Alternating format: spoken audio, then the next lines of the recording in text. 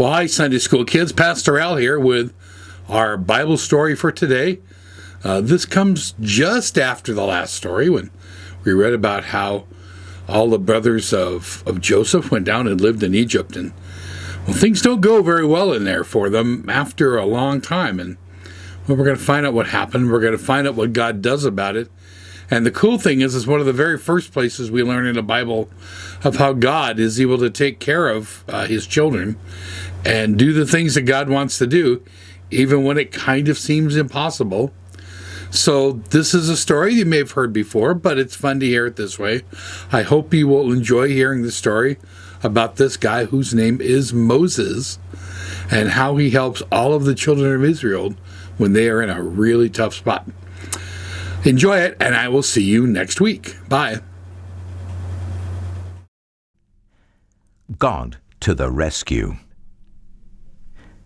Joseph and his brothers grew old and died. But their children's children stayed on in Egypt, where they became a very large family. Later on, a new king began to rule. But this Pharaoh didn't remember Joseph, and he didn't like God's people. He made them into his slaves and beat them and made them work harder and harder. God's people cried out to God to rescue them, and God heard them. He remembered his promise to Abraham. He would look after his people. He would find a way to set them free. One day, Moses was looking after sheep when something caught his eye. A bush was behaving very oddly. It was flickering with flames, but its leaves weren't burning up. He took a closer look. "Moses!" boomed a big voice. Moses leapt back. Well, the bush was talking to him. "I have heard my people's cries," God said. "I have seen their tears. So I have come down to rescue them. Go to Pharaoh and tell him to let my people go free." Moses was afraid, but God said, "I will be with you." So Moses went to Pharaoh. "Pharaoh," Moses began. "God says—" "God?" said Pharaoh. "Never heard of him." Moses kept going. "God says, let his people go free." "Why should I?" Pharaoh said. "Don't want to, won't." So he didn't.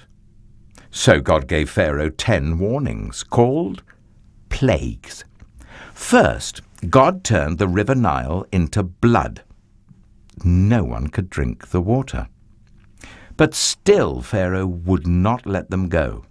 So God made frogs come hopping and leaping and jumping.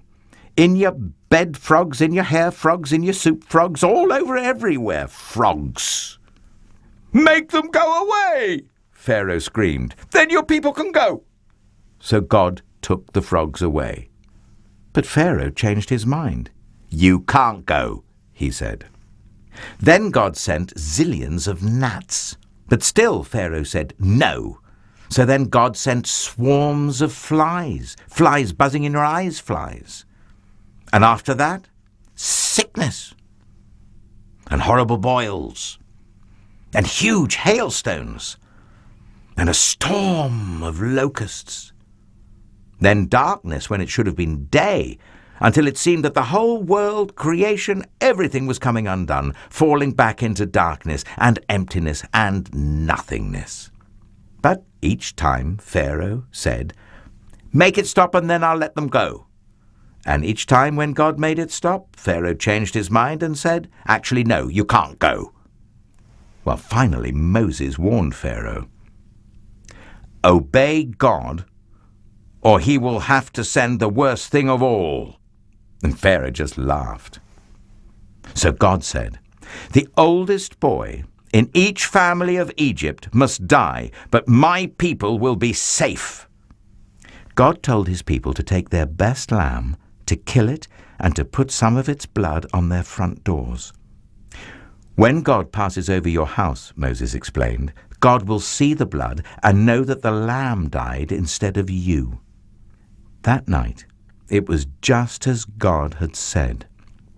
Suddenly, piercing the darkness, echoing down the corridors of the palace, came a blood-curdling scream.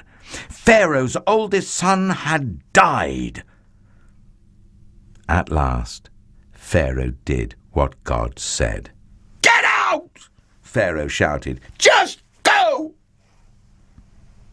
And so, that very night, Moses and God's people fled out of Egypt and out of slavery. They were free at last. God's people would always remember this great rescue and call it Passover. But an even greater rescue was coming. Many years later, God was going to do it again. He was going to come down once more to rescue his people. But this time, God was going to set them free forever and ever.